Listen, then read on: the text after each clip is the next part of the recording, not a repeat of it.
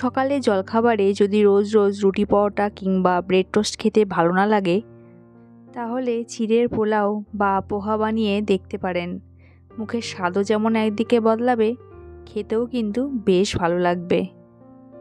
আজকে আমি বানাবো সবজি দিয়ে চিড়ের পোলাও, আর সঙ্গে থাকবে বেশ কিছু টিপস যাতে চিড়ের পোলাওটা একদম ঝরঝরে হবে।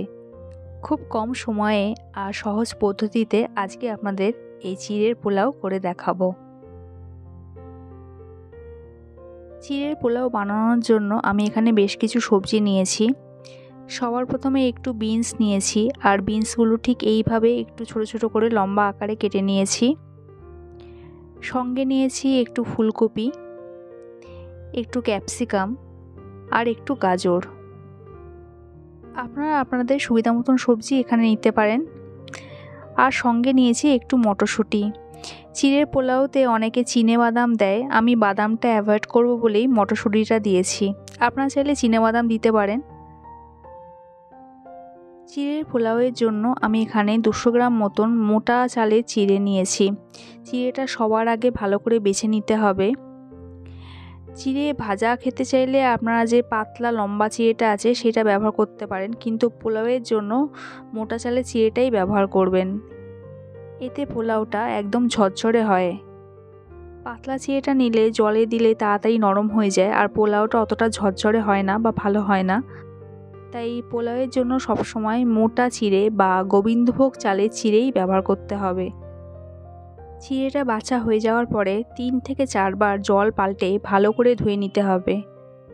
আর ভালো করে ধুয়ে নেওয়ার পরে একটা ফুটো থালা কিংবা ঝুড়িতে করে চিড়েটা এরকমভাবে দিয়ে দিতে হবে, যাতে চিড়েটা তাড়াতাড়ি শুকিয়ে যায় আর ঝরঝরে হয়ে যায়। আর চিড়েটা আরও ভালো ঝরঝরে হওয়ার জন্য এখানে 1 চামচ নুন আর 1 চামচ চিনি দিয়ে দেবো।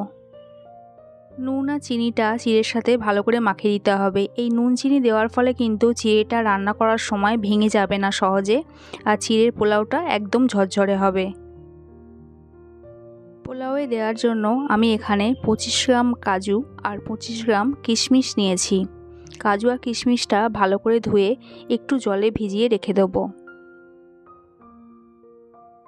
পোলাও রান্না করার আগে আমি সবজিগুলো একটু ভাপিয়ে নেব, সেদ্ধ করব না কিন্তু।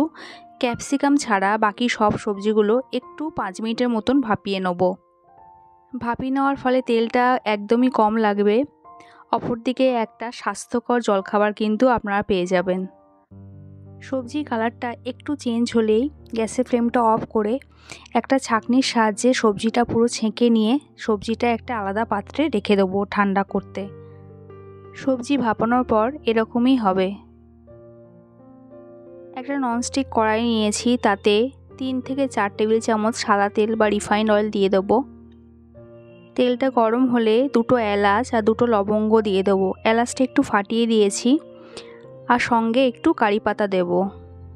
কারি পাতাটা কিন্তু অবশ্যই দেবেন। কারি পাতা দিলে পোলাও বা পোহারে কিন্তু একটা আলাদাই ফ্লেভার আসে। আর সঙ্গে 2টো শুকনো লঙ্কা ছিঁড়ে দিয়ে দেবো। আপনারা চাইলে এখানে কাঁচা লঙ্কাও দিতে পারেন। মিডিয়াম ফ্লেমে 30 সেকেন্ড মতো একটু নাড়াচাড়া করে নেব। আর কারি পাতা শুকনো লঙ্কা সুন্দর একটা গন্ধ বেরোলে ভাপানো সবজিগুলো এখানে দিয়ে দেবো। সবজি যেহেতু আগে থেকেই ভাপানো আছে, তাই বেশিক্ষণ ধরে ভাজার দরকার নেই। 1 থেকে 1.5 মিনিট মতন একটু নাড়াচাড়া করে নেব।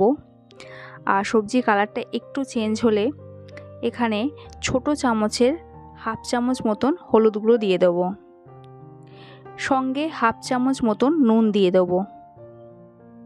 আর হলুদ আর নুনটা সবজির সাথে ভালো করে মেশানো হয়ে গেলে এখানে ক্যাপসিকাম কুচিটা দিয়ে দেবো। ক্যাপসিকাম দেওয়ার পর হাই ফ্লেমে ভালো করে সবজিটা নেড়েচেড়ে নিতে হবে। নুন দেওয়ার ফলে সবজি থেকে যে জলটা বেরিয়ে যাবে সেটা তাড়াতাড়ি শুকিয়ে যাবে। আর সবজিটা একটু ভাজা হয়ে গেলে ভেজানো কাজু কিশমিশটা এখানে দিয়ে দেবো। চিড়ের পোলাওয়ে পেঁয়াজ দিতে চাইলে পেঁয়াজ দিতে পারেন। আমি যেহেতু এখানে নিরামিষ পোলাও তৈরি করছি, তাই পেঁয়াজটা দিলাম না। আর আপনারা যদি বাদামটা দিতে চান, তাহলে তেল দিয়ে সবার আগে বাদামগুলো আগে ভালো করে ভেজে নেবেন, তারপরে দেবেন। কাজু কিশমিশটা সবজির সাথে ভালো করে ভাজা হয়ে গেছে। এই সময় এখানে চিড়েটা দিয়ে দেবো। আর সব চিড়ে দেওয়া হয়ে গেলে সবজির সাথে চিড়েটা ভালো করে মিশিয়ে নিতে হবে। চিড়ের পোলাও রান্না করার সময় চেষ্টা করবে ননস্টিক পাত্র নেওয়ার, তার ফলে চিড়েটা কিন্তু আটকে যাবে না আর এই নাড়তে চাড়তেও কিন্তু সুবিধা হবে। চিড়ের পোলাওয়ে অনেক সময় কিন্তু অনেকে ঘি বা গরম মশলা দেয়, আমি কিন্তু আর কিছুই দেবো না। সবজির সাথে চিড়েটা ভালো করে মেশানো হয়ে গেছে আর রেডি আমাদের সবজি দিয়ে চিড়ের পোলাও বা পোহা বলতে পারেন। দেখতেই পাচ্ছেন কি সুন্দর কালারফুল আর কীরকম ঝরঝরে হয়েছে। সকালে জলখাবার বলুন কিংবা বাচ্চাদের টিফিন বক্স, এই রেসিপিটা কিন্তু অ্যাড করতেই পারেন। একদিকে যেমন স্বাস্থ্যকর, অপরদিকে খুব তাড়াতাড়ি রেডি হয়ে যায়।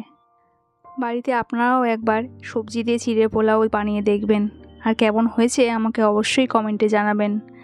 রেসিপিটা যদি ভালো লেগে থাকে একটা লাইক করবেন, আর আমার চ্যানেলে যদি নতুন হয়ে থাকেন চ্যানেলটা সাবস্ক্রাইব করার অনুরোধ রইল। দেখা হচ্ছে পরের এক নতুন রেসিপিতে। সবাই সুস্থ থাকবেন, ভালো থাকবেন।